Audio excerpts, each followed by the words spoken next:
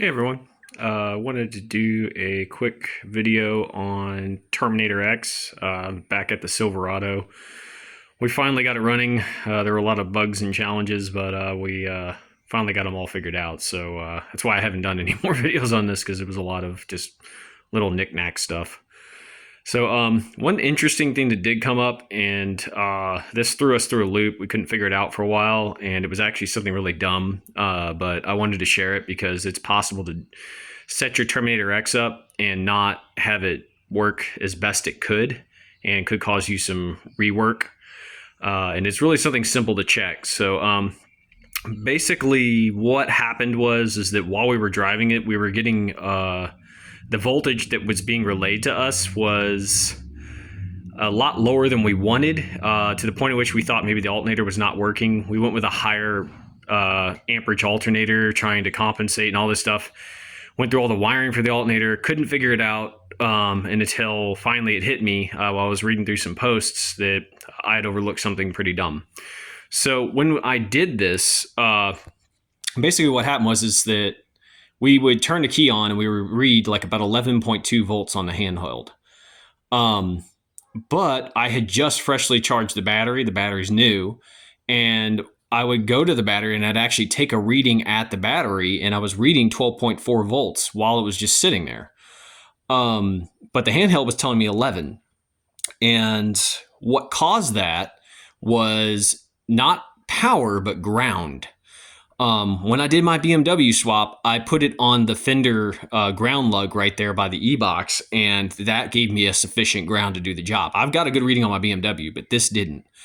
What had happened was I ran the ground for the Terminator X over here next to all the relays on that stud right there, and the system worked. He was able to drive the truck. It shifted. It did everything it was supposed to do, but we didn't have the right voltage.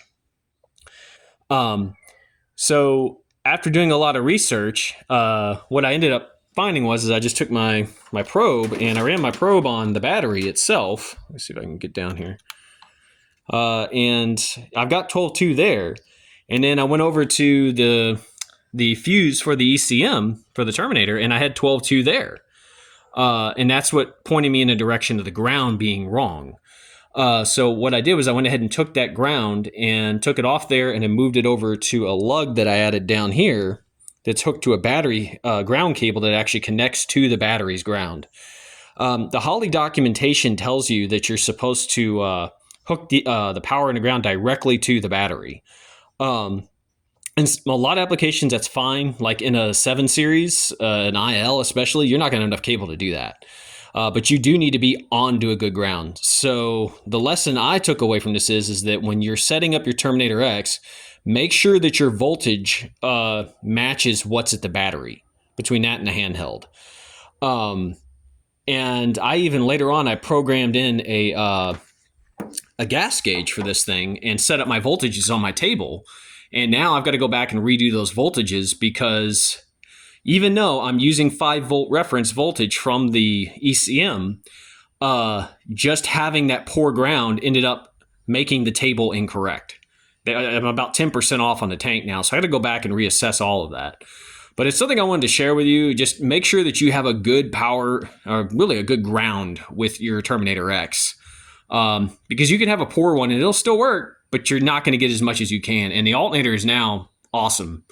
It's charging at like 14.3, and I think it could even go up to 15 if it needed to. So just wanted to share that. It was something that confused me for a while, and I'm hoping it might help somebody else who may not be aware that they have that problem.